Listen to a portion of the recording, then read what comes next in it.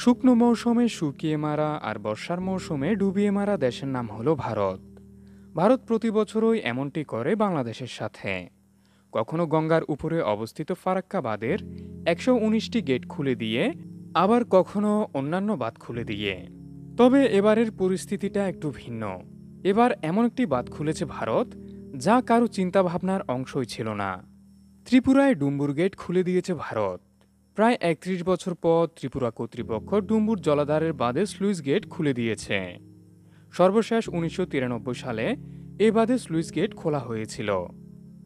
ডুম্বুরের gate খুলে দেওয়ার ফলে ত্রিপুরার উজানের পানি বাংলাদেশে ঢুকে কুমিল্লা, চট্টগ্রাম, খাগড়াছড়ি সহ আরও কিছু জেলা প্লাবিত করে, যার স্মরণকালে শ্রেষ্ঠ বন্যা। এই বন্যার ফলে জনমানুষের দুর্ভোগের শেষ নেই। হয়েছে মানুষের মালের ক্ষতি ও জানের ক্ষতি।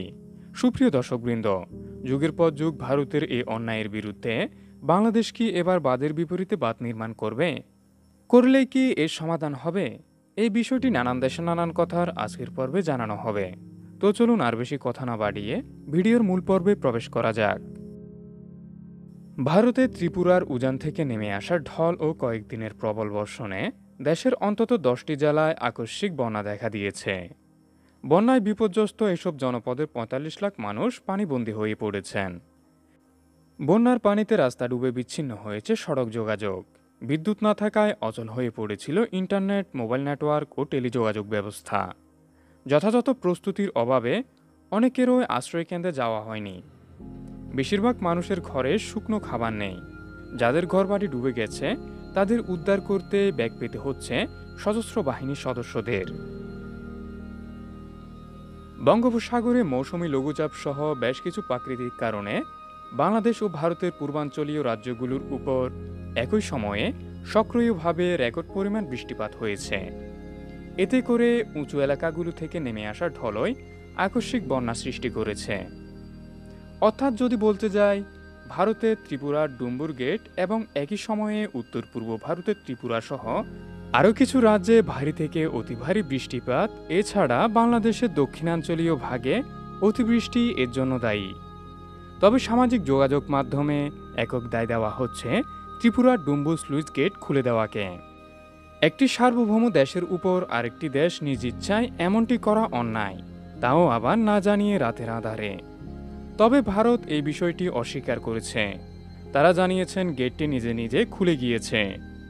ত্রিপুরার ডুম্বুর গেট খুলে দেওয়ার বিষয়টি নিয়ে অনেকে ক্ষোভ করে বলেছে, বাঁধের বিপরীতে বাঁধ নির্মাণ করতে কত টাকা লাগবে? জনগণ টাকা দিবে, তবুও ভবিষ্যতে এমন ট্র্যাজেডিতে পড়তে চায় না। যারা যারা এমনটি ভাবছেন, চলুন আমরা জেনে নিই বাঁধের বিপরীতে বাঁধ নির্মাণে কত টাকা লাগবে বা বাঁধ নির্মাণে আদৌ কি এর সমাধান হবে কিনা। বাঁধের বিপরীতে বাঁধ নির্মাণের বিষয়টি নিয়ে প্রকৌশলী মোহাম্মদ তানভীরুল ইসলাম অমিয় বক্তব্য দিয়েছেন। ওয়াটার রিসোর্স ইঞ্জিনিয়ারিংয়ে স্পেশালাইজেশন রয়েছে তার। তিনি বলেন, পরিকল্পনা ছাড়া ভারতের সব ট্রান্সবাউন্ডারি রিভারের বাঁধের সামনে আরেকটি বাঁধ নির্মাণ শুরু করলে বাংলাদেশ পুরোপুরি মরুভূমিতে পরিণত হবে। উদাহরণ হিসেবে তিনি বলেছেন, তিস্তা নদীর উপরে ভারত যে বাঁধ নির্মাণ করেছে তার নাম গজলদোবা বাঁধ। তার একটু ডাউনস্ট্রিমে বাংলাদেশের নীলফামারীতে তিস্তা নদীর উপরেই রয়েছে তিস্তা বাঁধ। এই তিস্তা বাঁধ উত্তরাঞ্চলে মঙ্গা মোকাবেলায় খুবই উল্লেখযোগ্য ভূমিকা রাখলেও এত অল্প দূরত্বে দুইটি বাঁধ নদীর ডাউনস্ট্রিমকে একদম ধুধু বালুতে পরিণত করেছে। অমিয়র মন্তব্যটিকে অনেক প্রকৌশলী, গবেষক, পরিকল্পনাবিদ ও স্থপতিরা সঠিক বলে দাবি করেছেন। বাঁধ নির্মাণ প্রসঙ্গে সামাজিক যোগাযোগ মাধ্যমে এমন একটি স্ট্যাটাস শেয়ার করা হয়েছে যে সময় হয়েছে ফারাক্কা ৪০ কিলোমিটার দূরে ৭৫০০ ফিট উচ্চতার দ্বিতীয় ফারাক্কা বাঁধ নির্মাণ করতে হবে। এরপর তারা বর্ষায় বাঁধ খুলে দিলে পানি এই ৪০ কিলোমিটারের মধ্যেই থাকবে।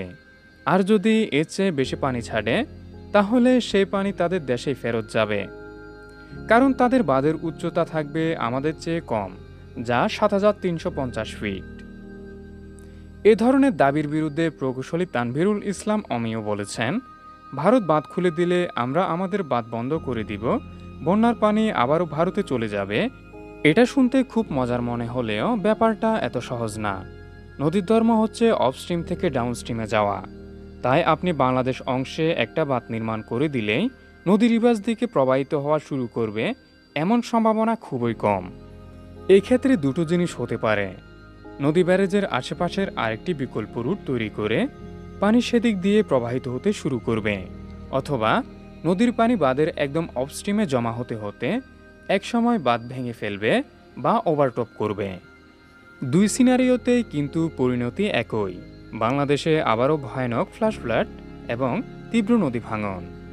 তাহলে বন্যা মোকাবেলায় বাংলাদেশের করণীয় কী?